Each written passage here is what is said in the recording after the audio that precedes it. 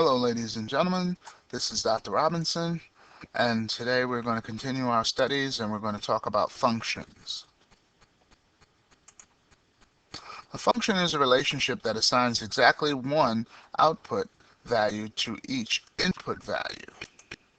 So here we have our circle of inputs, 1, 2, and 3, and here we have our circle of outputs, A and B. Well, 1 is going to A, 2 is going to B, and 3 is going to A as well as 1 is going to A. That's a function. You can have an input going to individualize different outputs as well as having two different inputs going to the same output. That is allowed in being a function. A relation is a set of ordered pairs. For example, -4, 3, 4, 9, 5, 12. Those are pairs. We sometimes call them coordinates. The domain of the relationship is called the x value. So the x value is the domain, like -4, +4, and 5. Those are the x value. The range is the set of y values of the relation, like 3, 9, and 12. Those will be the y values. A function is a relation in which each element of the domain corresponds to one and only one element of the range. Note, no two x coordinates are the same, so that's important to know in order to be a function. You cannot have two x coordinates being the same. So if you do, that is not a function.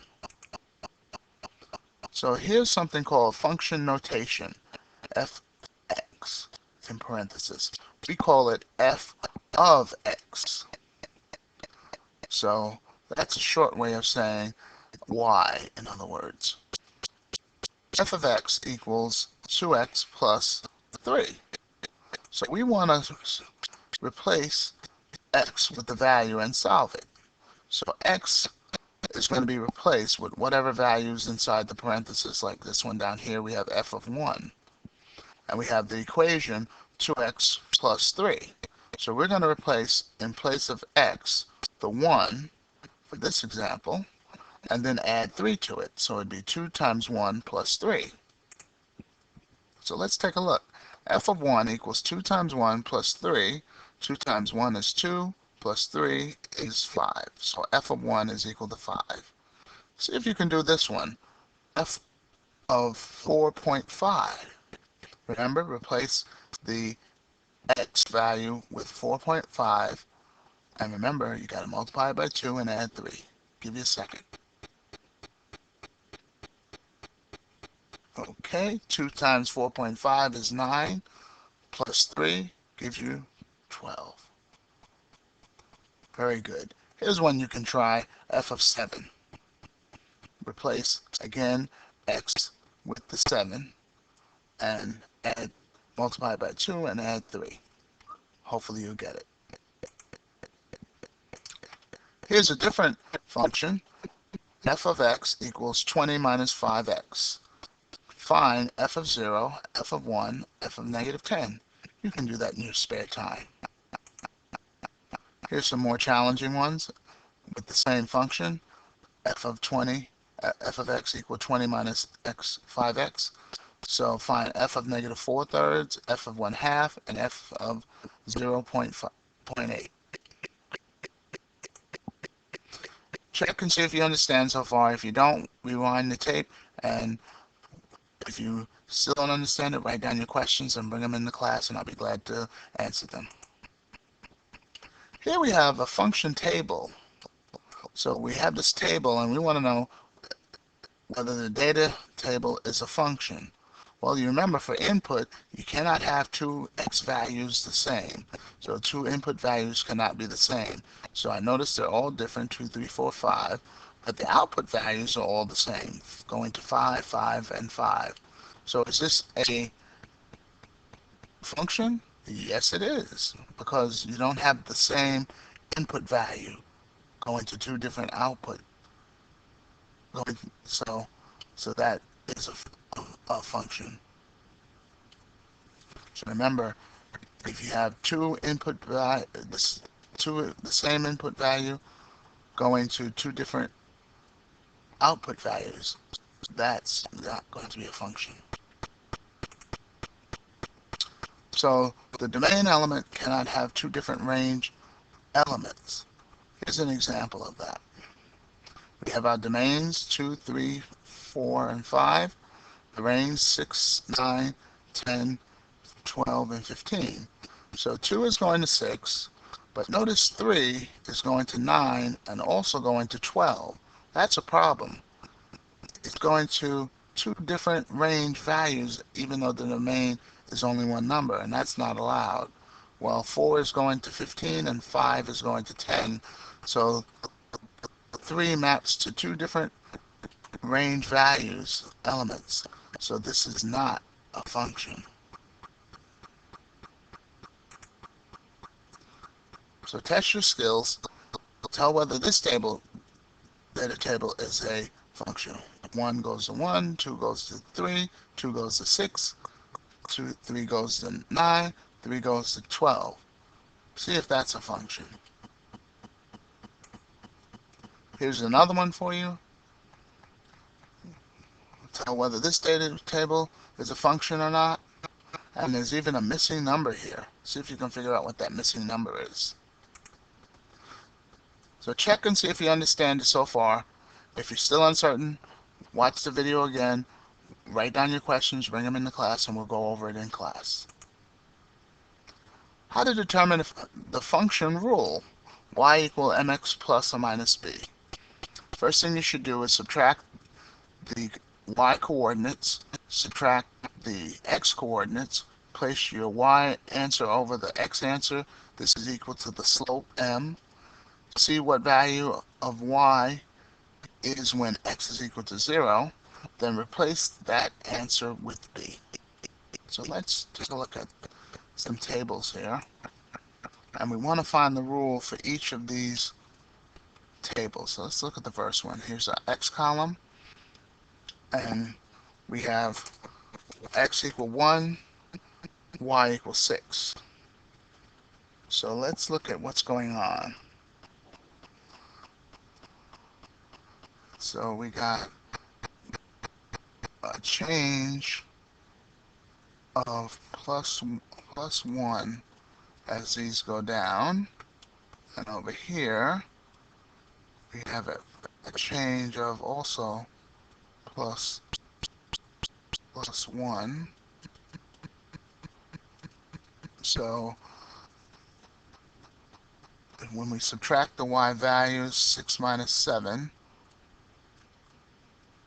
gives me negative 1, and 1 minus 2 gives me negative 1.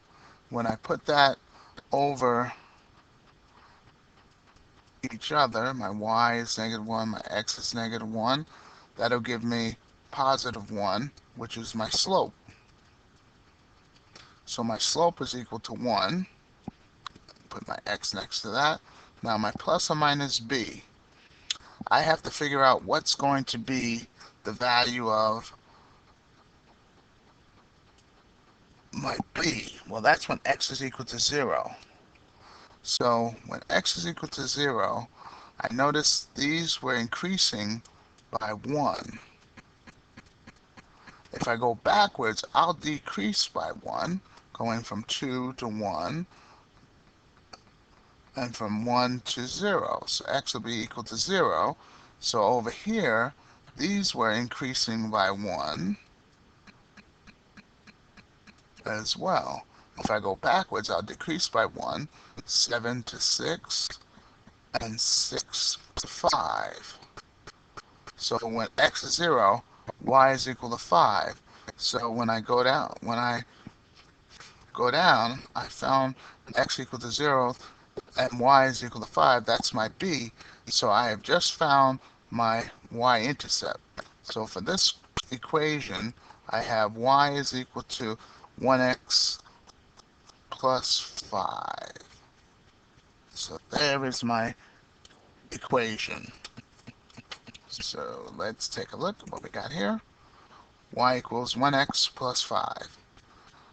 So sometimes we have to do a little counting backwards and forwards to reason our strategies to get to the 0 for x, and we have to go backwards by that interval, counting backwards for the differences in the y coordinates. So here's a couple examples you can try. See if you can get this one. Notice they're going up by 1, and these go 4, 8, 12, so these are going up by 4. So if I subtract my x coordinate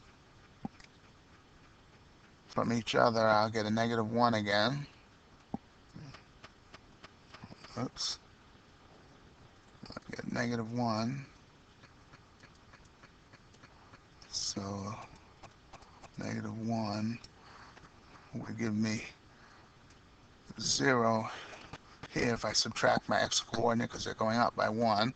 And here on this side, they're increasing by 4. So if I go backwards, subtracting 4, 4 minus 4 would give me 0. So my y-intercept would be 0. And my x over y, my y over x would be